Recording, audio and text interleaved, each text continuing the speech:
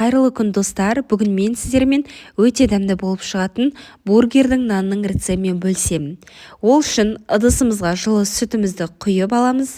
Оның үстіне сұйытылған сары майымызды, жұмыртқаның ағын, ал сарысын бетіне жағуға қалдырамыз. Және де үстіне дрожж, тұз, шекерімізді салып, жақсылап араластырып аламыз.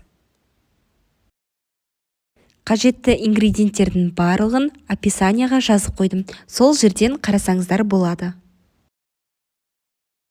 Енді оның үстіне илектен ұнымызды өткізіп, жақсылап жұмсақ қамыр илейміз.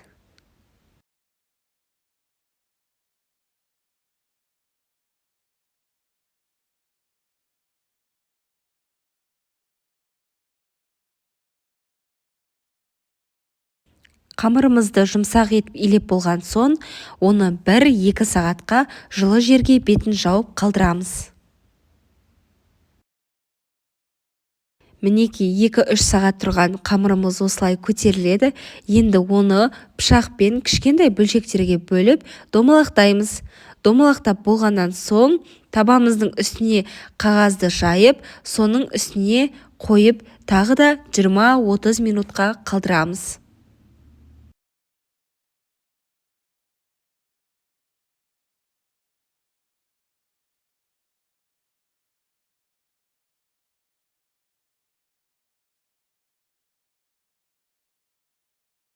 Жиырма 30 минутқа қалдырғаннан кейін қамырымыз осылай үлкейеді және оның үстіне жұмыртқаның сарысын жағып шығамыз.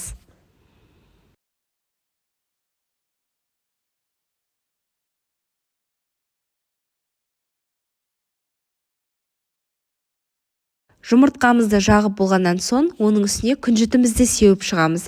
Және қызып тұрған пеште қамырларымызды 15-20 минутта пісіріп аламыз. Мінеки өте дәмді, әрі жұмсақ бургердің наны шықты. Сіздерге де жасап көруге кеңес беремін. Ал ас болсын.